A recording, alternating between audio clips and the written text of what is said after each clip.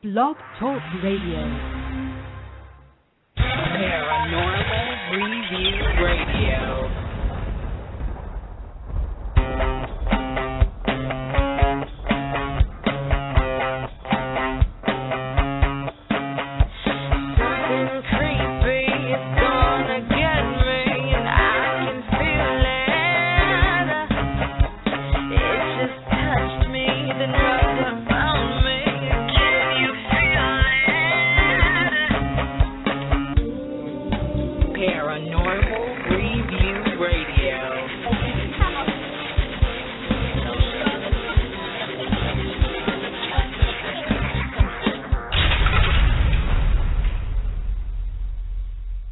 Hello, Paranormal Review fans.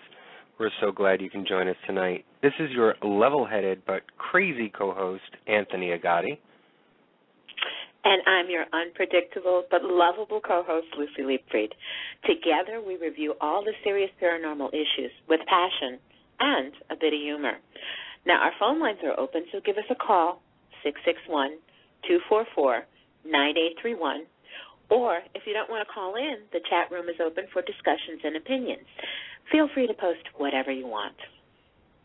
We have a great show for you tonight. Have you ever wondered what it would be like to go back in time to change your history and future?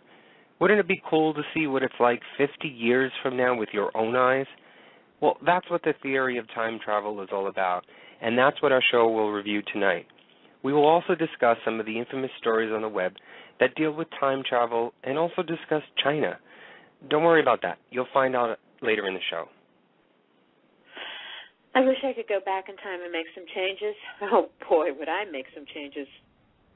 Yeah, you, me, and everyone listening to this would. But is time travel even possible? I mean, we've all read the sci-fi stories and watched movies like Back to the Future. It just seems way too out of this world to be considered possible. Well, there have been many physicists and scientists who have studied the possibilities, and even Albert Einstein himself thought it may be something real in the future. Well, doing research on time travel has made my head spin. It's all just confusing.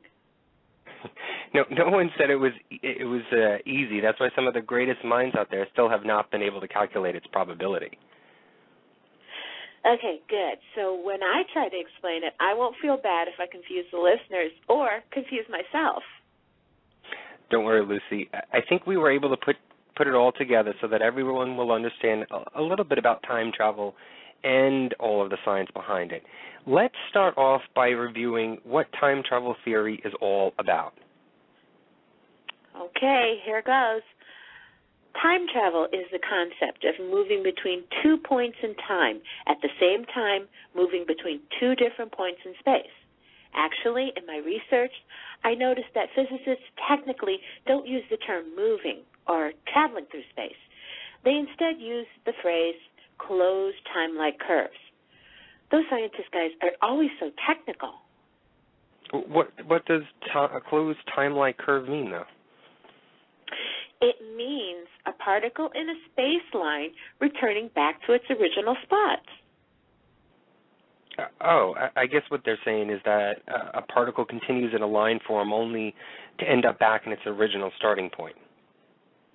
Yes, correct.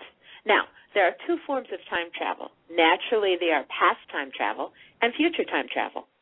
The idea of backward time travel has been the subject so many of us dream about.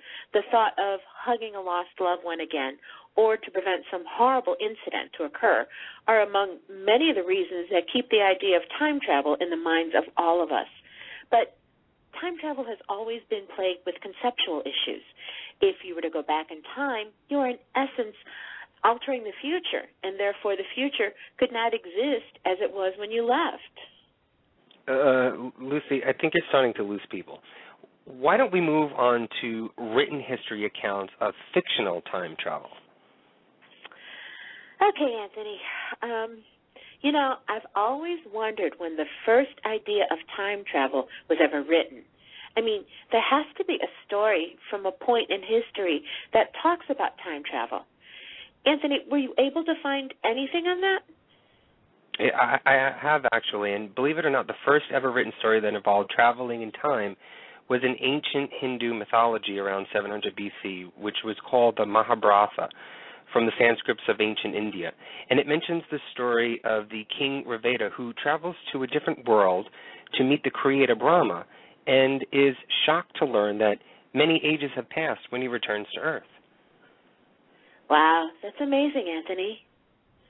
Yeah, but of course there have been others in history, like in Japan, a story called Urashima Taro, which was dated back in the 8th century, and it's a story about a fisherman who saves a turtle and is rewarded by the dragon god of the sea to stay with him for 3 days, and is treated with riches and food.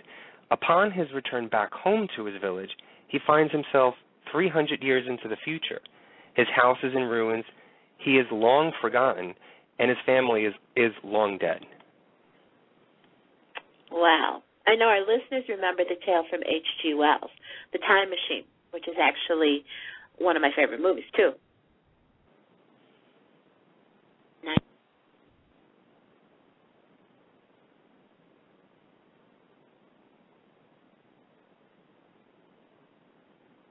I think we lost Lucy. All right. So why don't we move on? What does time mean? When did time start and does it end? You always hear people say time flies when you're having fun, or time is precious, and killing time, or try to save time, or even once upon a time. But what is the story of time? Brian Greene, an American theoretical physicist and string theorist, wrote a book called The Fabric of the Cosmos, Space, Time, and the Texture of Reality in 2004. His book was made into several documentary series on the PBS channel show Nova. One of the episodes, called The Illusion of Time, explains and sort of answers the questions about time. Be prepared to blow your mind, because his idea about time and space and Einstein's theory will make your head spin and question time even more. I'm going to play you an audio clip I put together from that show, and then after, Lucy and I are going to talk about it some more. So take a listen. Discoveries over the last century have shown that much of what we think about time may be nothing more than an illusion. Contrary to everyday experience, time may not flow at all. Our past may not be gone. Our future may already exist. It turns out, time itself can speed up or slow down. And events that we think can unfold in only one direction can also unfold in reverse. But how could this be? How could we be so wrong about something so familiar? And if time isn't what we all think it is, then what is it? Did it have a beginning? Will it have an end? Where did it come from? We'd like to corner time as a thing, but it defies that completely by being momentary, by only having definitions that harken back to the notion of time itself. Time is the thing that everyone knows intimately until you ask them to tell you about it. What is time is really the $64,000 question to physics.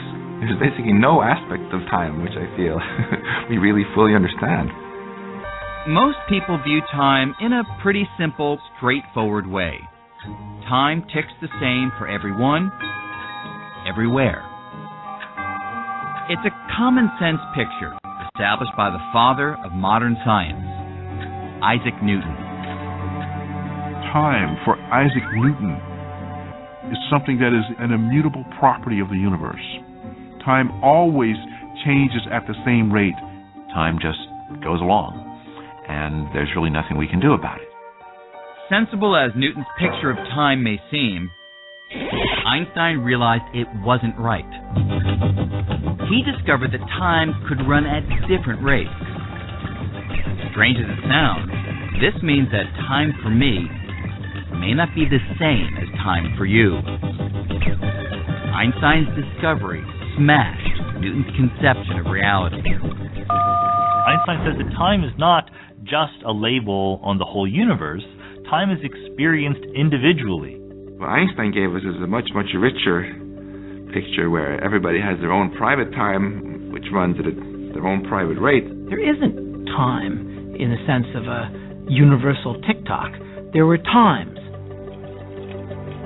Einstein came to this shocking revelation by uncovering a hidden connection between space and time. What Einstein figured out is that there's a profound link between motion through space and the passage of time. Roughly speaking, the more you have of one, the less you have of the other. To see how this works, let's take a little ride. Right now I'm heading due north at 60 miles an hour, and that means all my motion is in the northward direction. But let's now turn onto a different road and head northwest.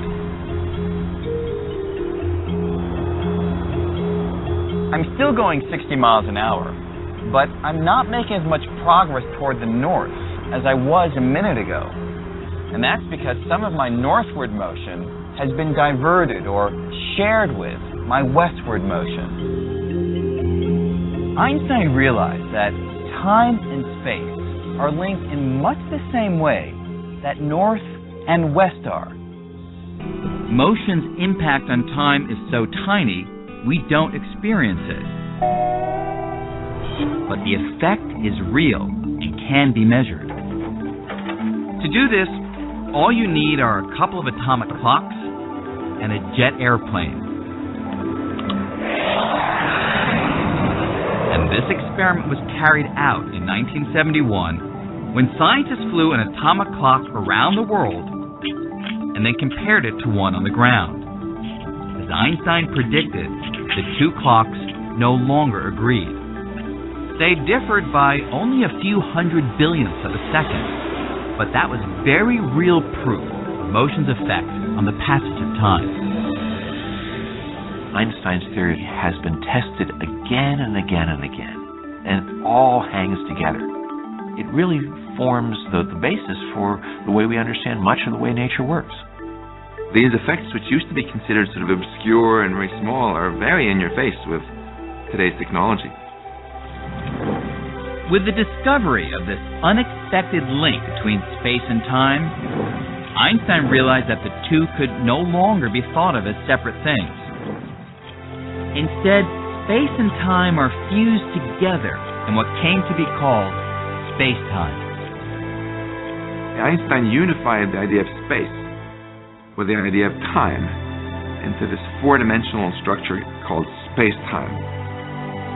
And this fusion of space and time would lead Einstein to perhaps the most mind-bending realization of all.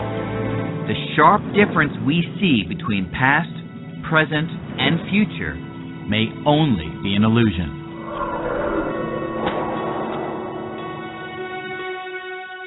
In our day-to-day lives, we experience time as a continuous flow, but it can also be useful to think of time as a series of snapshots or moments.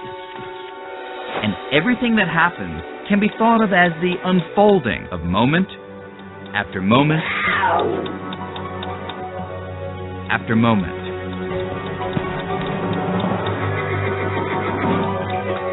And if we picture all moments or snapshots lined up, every moment here on Earth, every moment of Earth orbiting the Sun, and every moment throughout the entire universe, we would see every event that has ever happened or will ever happen. Every location in space and each and every moment in time. From the birth of our universe at the Big Bang some 14 billion years ago, to the formation of stars in the Milky Way galaxy, to the creation of Earth 4.5 billion years ago, to the time of the dinosaurs, to events happening on Earth today, like me, working in my office. Thinking about space-time like this led Einstein to overturn our everyday picture of past, present, and future. To get a feel for this, you have to think about the seemingly simple concept of now. For me, a list of things that I consider to be happening right now might include the tick of noon on my office clock, my cat just now jumping from the windowsill, things happening far away, like a pigeon in Venice taking flight at this very moment, a meteor just now hitting the moon, an explosion of a star at the far reaches of the universe. These and all other events that I think are happening at the same moment in time, but in different regions of our universe, make up what I intuitively think of as now. You can picture them as lying on a single slice of space-time. Let's call it a now slice. Common sense would say that you and I and everyone else will agree on what's happening or what exists right now, moment after moment after moment. That is, we would all agree on what lies on a given now slice. But Einstein showed that, strangely, when you take motion into account, this common sense picture of time goes out the window. You see what I mean? Think of space-time as a loaf of bread. Einstein realized that just as there are different ways to cut a loaf of bread into individual slices, there are different ways to cut space-time into individual now slices. That is, because motion affects the passage of time, someone who's moving will have a different conception of what's happening right now. And so they'll cut the loaf into different now slices. Their slices will be at a different angle. That person who's moving will tilt the knife, will be carving out these slices at a different angle. They won't be parallel to my slices of time. To get a feel for the bizarre effect this can have, imagine an alien here in a galaxy 10 billion light years from Earth, and way over there on Earth, the guy at the gas station. Now, if the two are sitting still, not moving in relation to one another, their clocks tick off time at the same rate, and so they share the same now slices, which cut straight across the loaf. But watch what happens if the alien hops on his bike and rides directly away from Earth.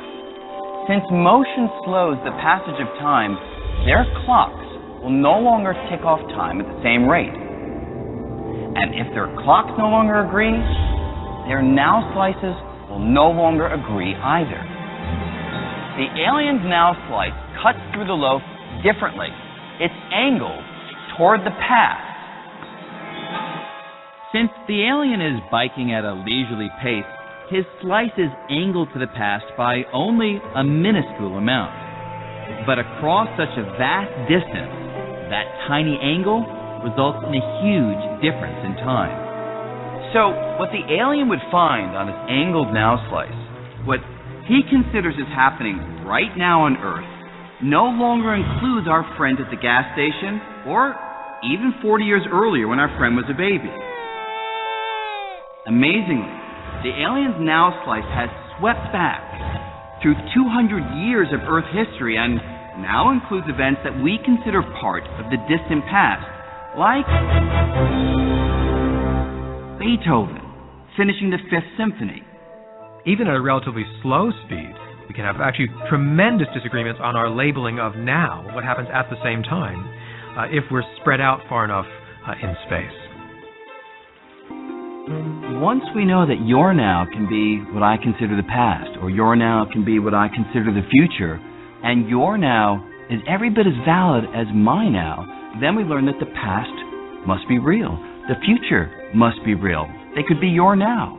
That means past, present, future, all equally real. They all exist.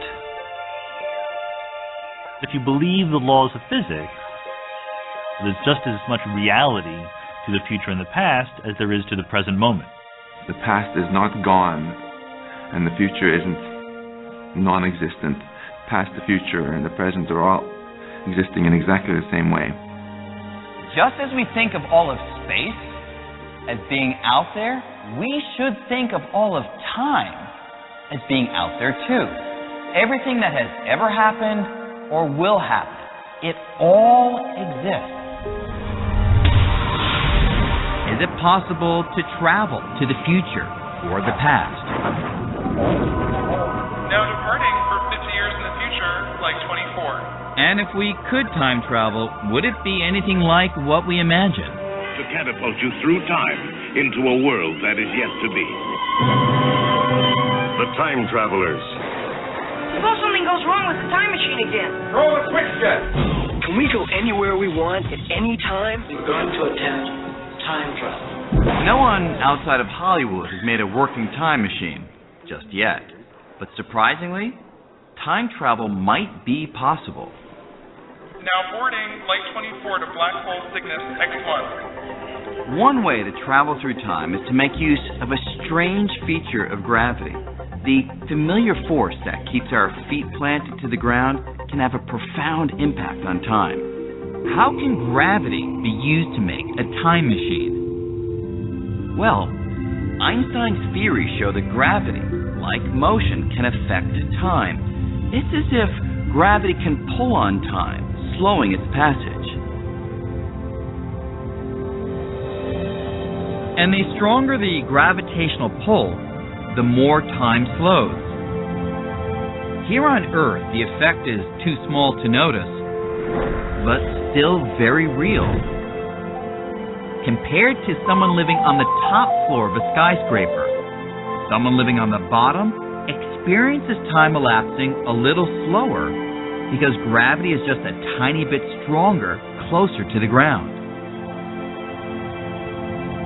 But if you could travel to a black hole, the effect of gravity on time would be huge. Formed when large stars collapse in on themselves, black holes have immense gravitational pull, millions and even billions of times stronger than the Earth's. And if someone watched you travel close to a black hole, they'd see time for you slow down dramatically. So, depending on the black hole size and how close I get, if I spend an hour or two in orbit, something like 50 years will have passed back on Earth. I will have traveled to Earth's future. Hello, sir. Hi. Long time no see. Time travel becomes you. Thank you. Kind of like a fountain of youth. So, when I return, I'll find myself in the future. Everyone else will have aged 50 years. But me, I'll have aged only a couple of hours. Now, time travel to the future is one thing, but what about time travel to the past? Well, that might be possible too, using something predicted by Einstein's equations known as a wormhole.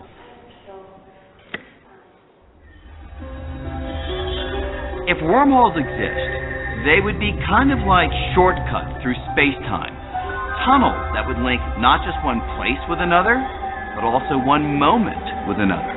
A wormhole would connect one part in the space-time to another part in space-time, which is at an earlier time, like a sort of subway system through time.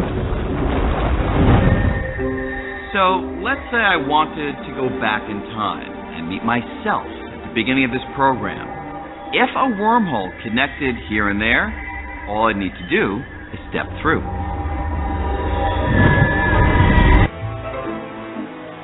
Well, that would be kind of weird, but the real problem with time travel to the past is that things would get pretty confusing pretty quickly. I mean, imagine I were to change something about my past, like preventing my parents from meeting. Would that mean I'd never be born? If you do travel to the past, you can't change things that we know are true about the past because they already happened. So if you go back and kill who you thought was your grandfather. That must have been some other guy you thought was your grandfather, and everything must somehow become beautifully self-consistent, even if it's in a twisted way. And if you can travel to the past, why haven't we been overrun by tourists from the future? I mean, think about it. We haven't seen any intrepid time travelers popping into and out of our world. At least most people don't think we have. So it's probably safe to assume that time travel to the past just isn't possible. At least not yet. But since the math hasn't yet ruled it out, we can't dismiss time travel to the past entirely. We will continue to imagine that time is universal, that the past is gone, that the future is yet to be. But because of our scientific discoveries, we can also look beyond experience and recognize that we are part of a far richer and far stranger reality.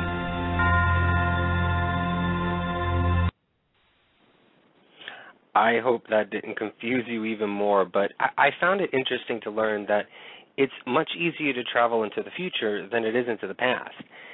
I don't know if any of this is possible, but it sort of raises the question, which would you prefer, going back in time or going into the future?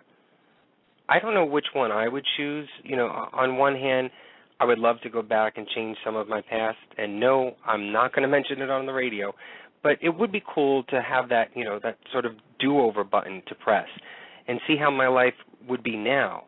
But I guess if I did that, I would be, in essence, traveling to the future as well, or to the future of my current present before I left. Oh, God, I think I'm confusing myself. I do think that one day we will figure it all out and time travel will be possible, but probably not in my lifetime or in the distant future. For now, I'm just going to accept that we are living in a far richer and far stranger reality, as Brian Greene just pointed out. Lucy, what do you think about this? Which one would you choose, and what are your thoughts on what Brian just discussed? Well, poor Newton. His theory ruined by this Einstein guy. And according to what Brian talked about, he seems to say that the past, present, and future all exist at the same time. So I am basically making the same mistakes I made years ago right now. I just don't see it because time is an illusion, right? On the other hand, I could be correcting things right now, also in the future. Or my time moves slower because I'm shorter and close to the ground, and gravity is stronger down here. I think I'd much rather go into the future. You know, the past is the past. It's so done for me. And besides, everything in my research so far says that you cannot change the past. So I think it would have been fun to go back to Tudor England and hang out in Henry VIII's court, or maybe out west during the gold rush. And then again, maybe not. So now that we reviewed the possibility of time travel and the theory of time itself, can we start to review some of the real cases that have been brought up where claims of time travel are real and the people who have claimed to travel in time? Yes, Lucy. Go ahead and talk about some of these cases. I just ask that everyone keep an open mind about them before laughing or making fun of them. Okay, good. So, as I've mentioned before, we've all been fascinated by the thought of time travel, and physics states that time travel is somewhat possible.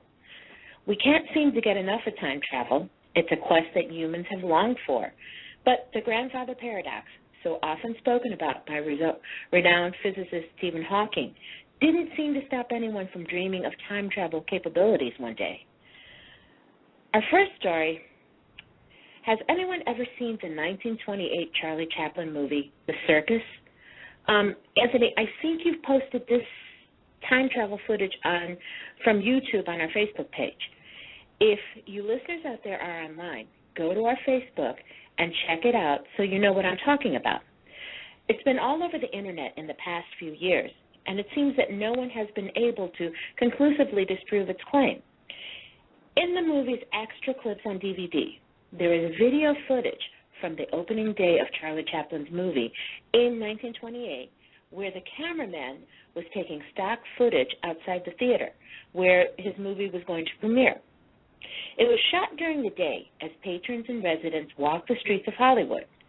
Now, in one particular footage, there is a woman that the camera pans across as she's walking on the sidewalk.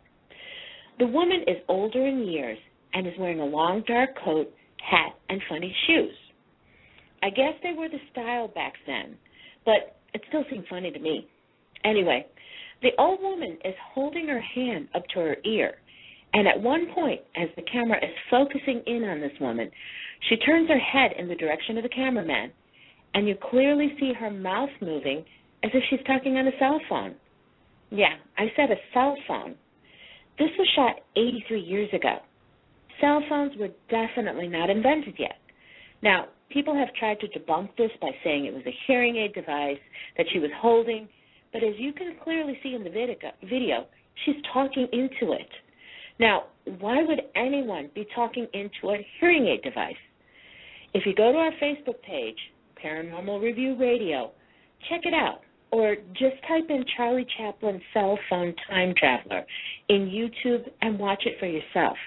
You be the judge. Story number 2.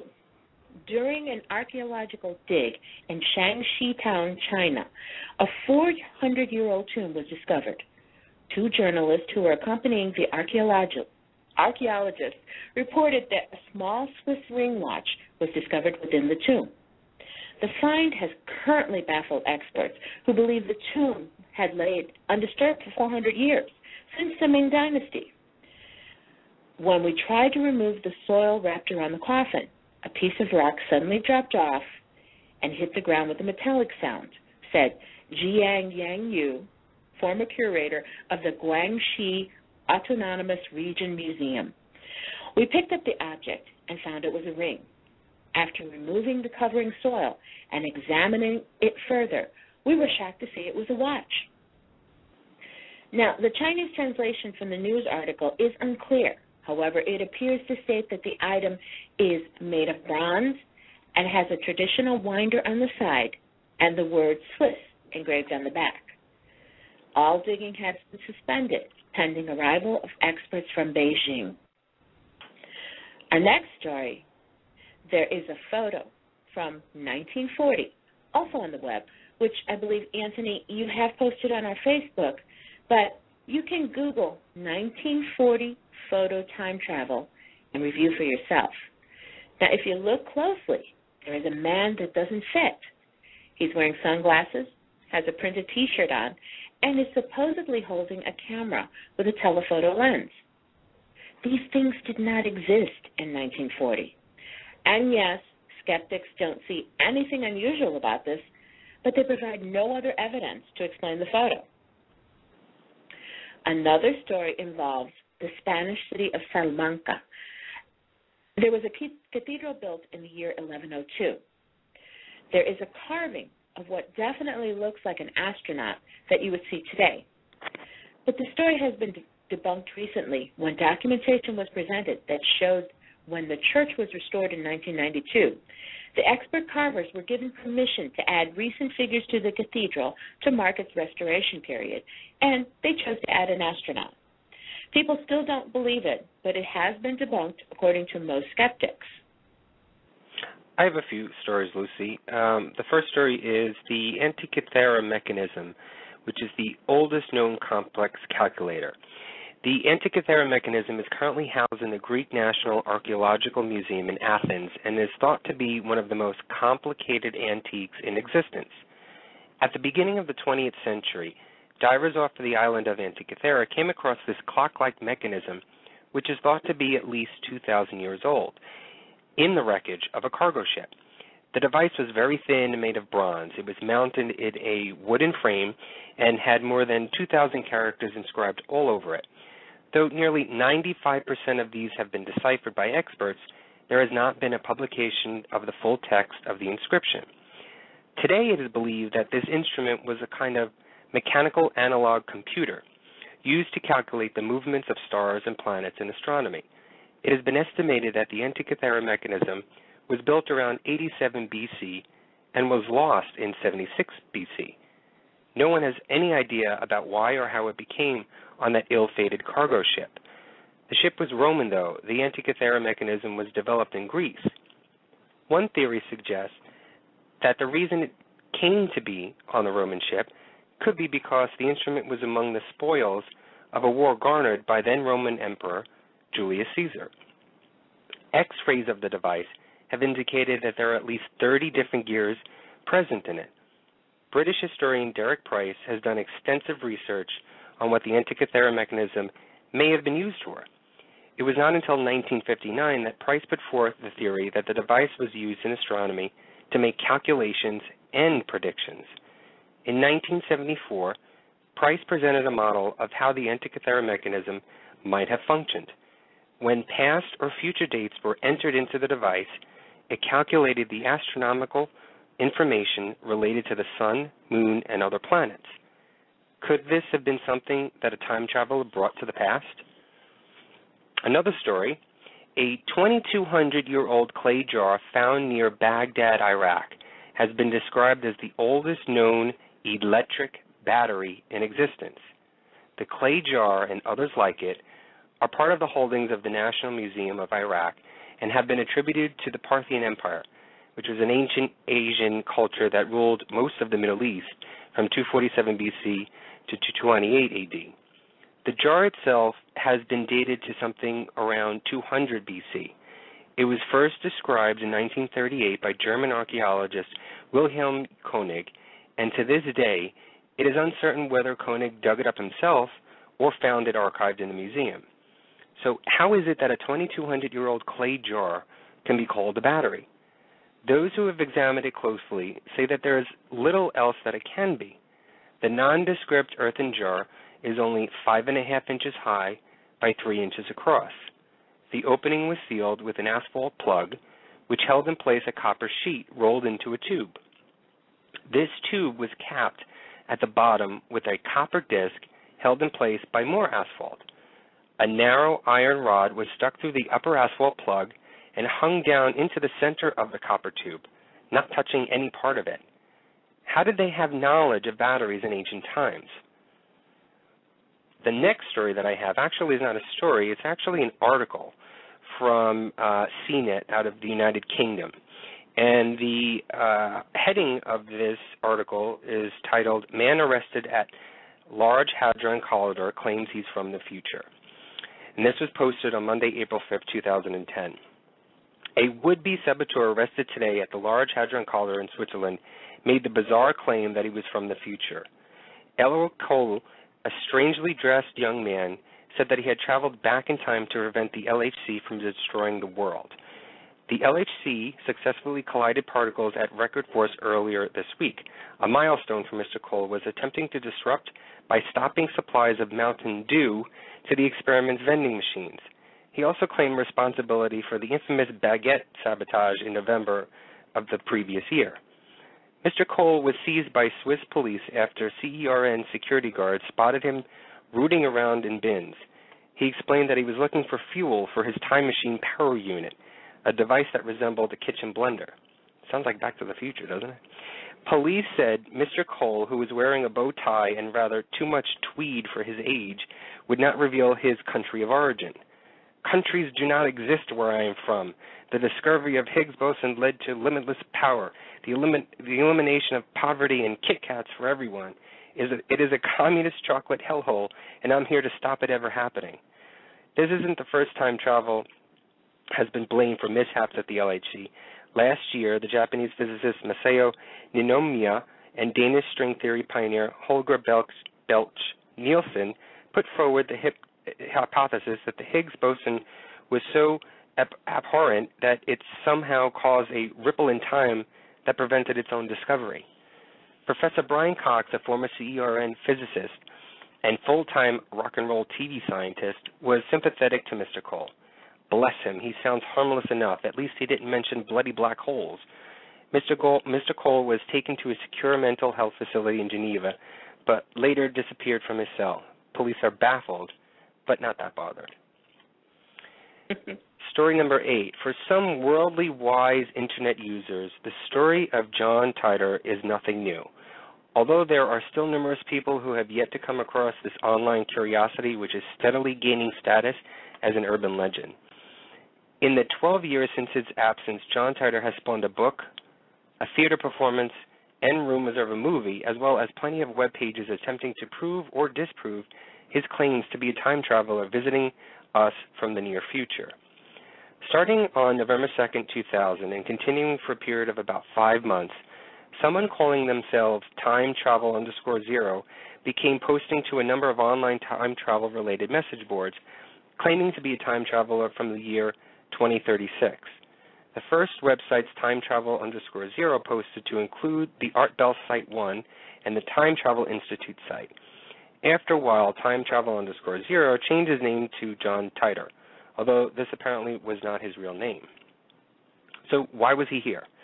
Titor said he had traveled back in time because he was a soldier from the year 2036 who was recruited to a government time travel project.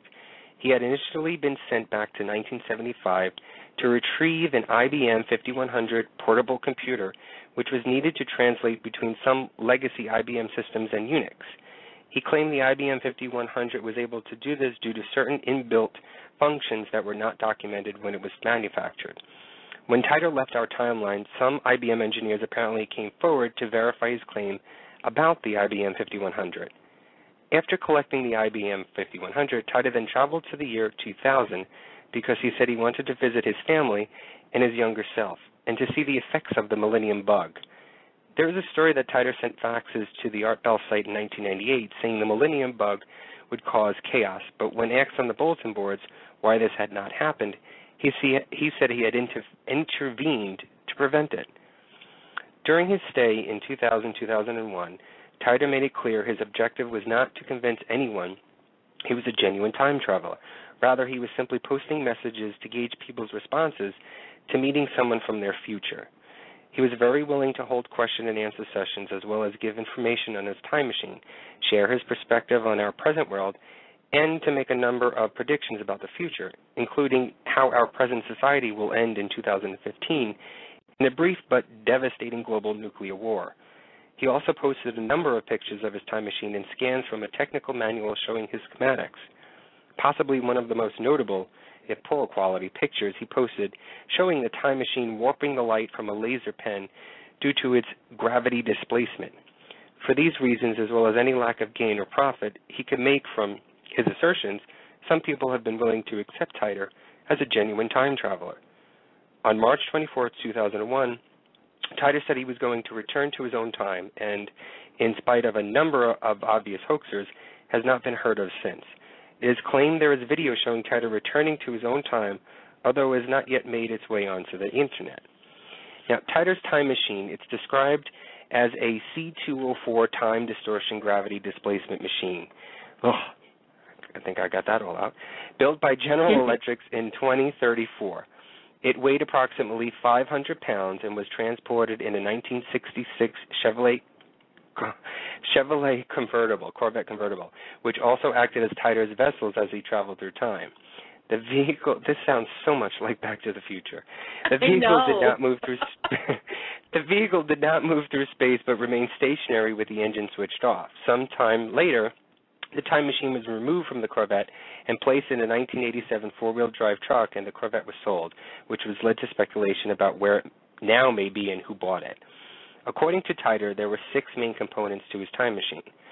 One was the 2 magnetic housing units for dual microsingularities, an electron injection manifold to alter mass and gravity microsingularities, a cooling and X-ray venting system, gravity sensors or a variable gravity lock, 4 main KCM clocks, 3 main computer units. In his descriptions, Titor explained that his time machine was a stationary mass, temporal displacement unit powered by 2 top-spin dual positive singularities, producing a standard offset Tipler sinusoid. Oh my God, this is getting too scientific now. Essentially, the time machine was based on 2 rotating microsingularities operating similarly to a single ring singularity spinning at high speed.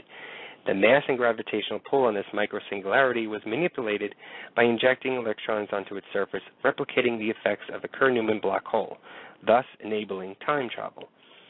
After Titor fed coordinates into his time machine, there would be a ramp-up period while an audible alarm sounded as well as a flashing light followed by a countdown.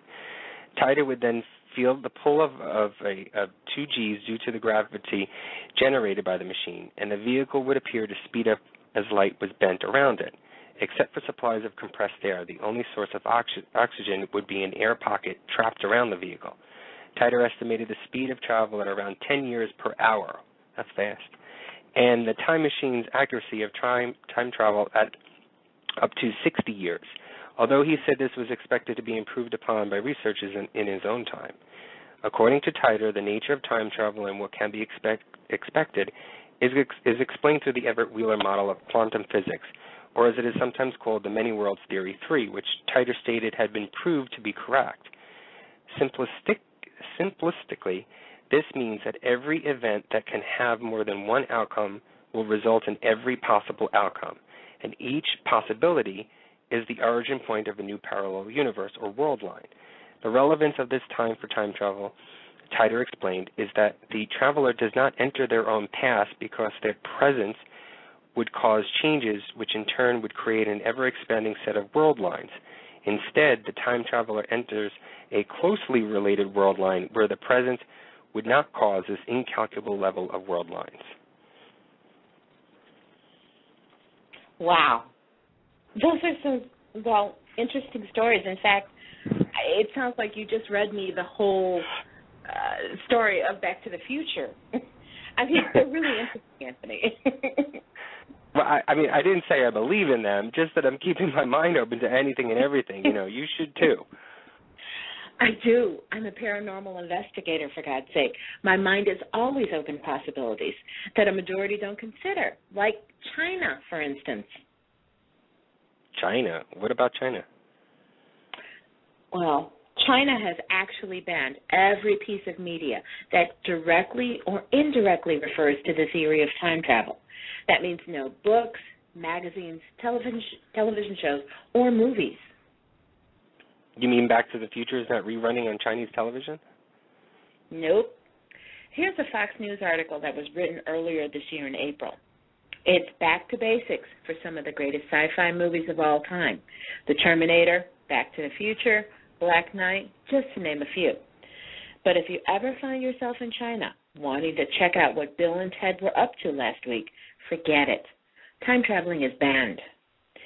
In a bogus move by the cultural revolution-loving dudes at China's State Administration for Radio, Film, and Television, it has been decided that TV shows dealing with changing history lack, quote, positive thoughts and meaning. The time travel drama is becoming a hot theme for TV and films, it says, but its content and the exaggerated performance of style are questionable.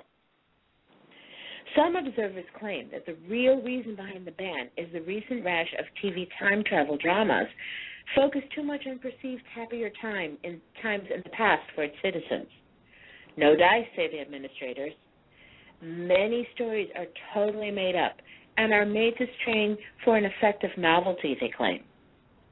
Quote, time travel plots are made up. Go on with you. No, it's true. They casually make up myths, have monstrous and weird plots, use absurd tactics, even promote feudalism, superstition, fatalism, and reincarnation. So, no Doctor Who? Well, maybe. The guidelines only discourage such content rather than outright eliminate it. But if you want to test out the words guidelines and discourage, test out what they mean when it comes to the Chinese administration officials, be our guest. Just make sure you've got a deranged inventor ready to fire up the flux capacitor if it all appears to have gone pear-shaped. Not that they would know. Well, I guess our show won't be airing in Beijing then. Anthony, I don't think we have listeners in China. Hey, you never know. Okay, Anthony. There's one more theory that has been floating out there that I think we should talk about when it comes to time travel, and it actually has a link to another paranormal topic. Ghosts? Well, no, but what about the idea of spirits that time travel? Could that exist? I don't know. I guess, maybe. Actually, that could be a topic for another show. Yeah, let's schedule that one soon. But getting back to what I was going to say before, was that the idea of time travel and aliens? Could that have some sort of connection to most believers? What do you mean? Well, I mean that some believers in the theory of time travel believe that the UFO sightings and alien sightings are that of earthly beings traveling back to the past from a long distance of time in the future. Wow, I never thought about that one before. I mean, I could see how that could be one explanation. Think about it. Some say that when we lose the ozone layer, everyone starts dying of skin diseases. We may have to become a species of the night, let's say in a few hundred years or so. Because we will be living in the dark, our eyes will evolve, become gigantic. Now, this is over hundreds of millions of years, of course. Or maybe we'll be messed up from nuclear war. Our skin will lose all pigment, turning gray due to lack of sunlight. And thousands of years in the future, we will have no need for physical strength, so our bodies will get smaller and smaller. Also to accommodate a larger population. Because of all that, we'll be a lot smarter. Our brains will be huge, too. And think about the aliens of myth, like Roswell. The familiar alien look. Small, gray, big head, big eyes. It only points to one thing. The aliens that we see now are us. Mankind in the future, traveling back in time for God knows what. They want to keep a low profile so they don't mess up time. Well, to expand on that more, I'm going to read an article written by Jeff Barris, and he's a time travel theory author. And here's his blog, his article. From an evolutionary standpoint, some enthusiasts and researchers consider the notion that if today's pop iconic aliens really do exist, then they are likely our own descendants from many thousands of years in the future. In this case, they may or may not still be technically extraterrestrial, if only because some of our indeterminately distant grandchildren may well be born on another planet. People frequently put forth the idea that visitors or greys are quasi-humans with interdimensional maneuverability of some kind. Without entirely ruling out ideas involving alternate or additional realities, focus, however, on certain consistently purported continuities of physiological traits between them and ourselves. These suggest a relatively simple origin much closer to home, one in which time itself presents the only real space separating this alien civilization from our own. On the subject of their having come from another star system altogether, the whole astronomical time and distance to the nearest possible source argument becomes moot on an evolutionary backlit stage. Extraterrestrial hypotheses regarding humans' own beginning are not very viable either, considering that ever-expanding paleoanthropological evidence from our fossil record. Despite positive likelihood of ET life somewhere, the chances of us on our first and only contacts together exhibiting such similar convergent anatomical evolution seem staggeringly improbable. These creatures are depicted as being more physically like ourselves, even than a bat is like a bird or a dolphin is like a shark. Examples of parallel evolution between virtually unrelated species right here on this planet pale in comparison to these aliens' uncanny resemblance to us. Notice the apparent succession of contour facial features from archaic Homo sapiens all the way through the so-called aliens. Any humanoid could initially appear to have a grossly exaggerated cranium and eyes if in actuality the surrounding structures were considerably undersized in proportion, including reduced in thickness, not necessarily in definition, brow bridge, the cheekbones, shoulders, neck, plus especially dwarfed jaw and teeth. The cranial capacity may be a little larger, if any, than our own, perhaps alluding upon first impression. There is a reason to assume that in the future there may even further shrinkage of our own vestigial Cro-Magnon-like protrusions or buttresses, continuance of the going trend. This applies to the entire postmodern physique, hypothetically making us a veritable missing link in ourselves.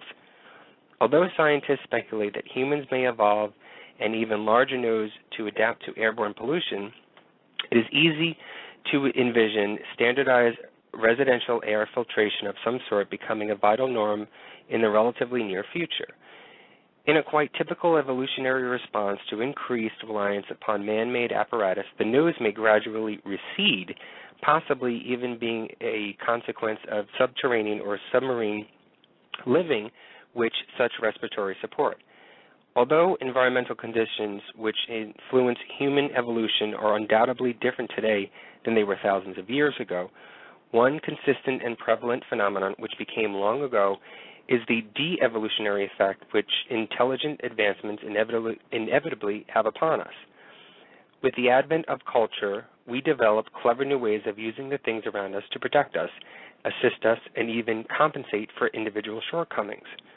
One endowed with, for example, less fracture-resistant bones could avoid or survive problems associated with such a vulnerable condition, provided some degree of personal skillfulness is used and or empathy from others is in effect. These usually harmless, though gradually more means-dependent traits, in turn, eventually homogenize into the available gene pool, so long as examples like the said individual typically survive and breed. Marked reductions of structural robusticity of the body are largely byproducts of social progression toward lifestyles which tend to be either safer or more forgiving, or somehow provided for along these lines. Physiological characteristics which are no longer critical for procreation may be subject to eventual recession. This could or has lead to the fading or certain characteristics found desirable or convenient, despite their not being essential to actual survival or reproduction in modern environments. Some people even today would be suited for a better quality of life where they have less fragile skeletons or stronger muscles, like were more common among our predecessors. Imagine the results of our virtually entropic condition prolonged over hundreds more generations, and then review the more compelling alien encounters. Considering technology's relationship with humans' current wide lack of natural selection, traits which would go sorely missed may fall prey to an almost iatrogenic genetic atrophy. Excuse me. Things could be punctuated as such, especially after becoming debilitated and burdensome in any way. Given possibility of time travel, hypothetical victims of this erosive dwindling due to time and dependency upon science may eventually turn back toward the relatively archaic genes of a period like ours. Much like domesticated animals with bloodlines too far removed from nature's more well-rounded selectivity, reintroduction of earlier genes might be healthier for them in the sense that it can help compensate for traits which have drifted. If even moderately durable bone mass, for example, remains practical for accident's sake, this and other waning qualities might no longer be taken for granted and instead be greatly valued in future retrospect. This agenda of reintroduction neatly accounts for procedures allegedly performed upon those claiming abduction, specifically tissue sampling or reproductive physiology-related tampering. Also, primary examination reports have frequently included procedures eerily analogous to things such as scoliosis screenings. Humanoid extraterrestrial visitation can seem even more far-fetched than chronon theories involving the stretch of time travel, especially after wrestling with the incomprehensible difficulty of the mingling of our genes with those of generally unrelated extraterrestrial as suggested in hybrid scenarios.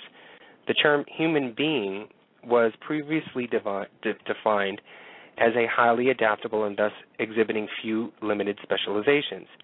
If there is any truth to abduction lore, however, it may be that our anatomically postmodern descendants eventually prove otherwise, requiring us to either redefine human or exclude them as such. This was like a science lesson, okay? I think I'm left with more questions and answers after reviewing time travel. Aren't you, Anthony? Yeah, I think so. But it's a good thing. It's only going to create a healthy appetite to actually learn more. Yeah, I agree. And I hope that we created an appetite for all of you listening out there. Tonight's show was meant to stir the pot and get the communication going on time travel and all of its theories and conclusions. No one really knows if time travel can or will ever happen, not even the smartest physicist.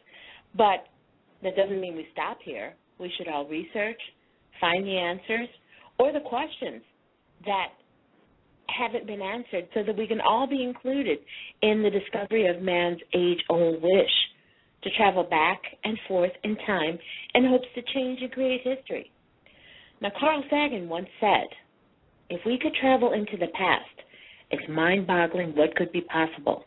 For one thing, history would become an experimental science, which it certainly isn't today. The possible insights to our own past and nature and origins would be dazzling. For another, we would be facing the deep paradoxes of interfering with the scheme of casualty that has led our own time and ourselves. I have no idea whether it's possible, but it's certainly worth exploring. Well, Lucy, that's our show tonight. What's on the agenda for next week? Anthony, with the holidays just around the corner, we thought it would be extra special to talk about something that I'm sure everyone has encountered in their life at least once. We're going to explore the wonderful world of miracles, how they happen, why they happen, and we're also going to share some of the beautiful stories that I'm sure that will help set the mood during this holiday season. So we hope you all come back next week and enjoy the beautiful side of the paranormal with Anthony and I. I can't wait for that show. Well, that's it, friends. I want to thank Lucy and everyone out there for listening tonight. We hope you enjoyed the show. Don't forget to visit our Facebook page at Paranormal Review Radio or email us at paranormalreviewradio@yahoo.com. Anthony, as always, I want to thank you for everything you've done to put this show on. I want to thank all of our listeners. Thank you for listening to us.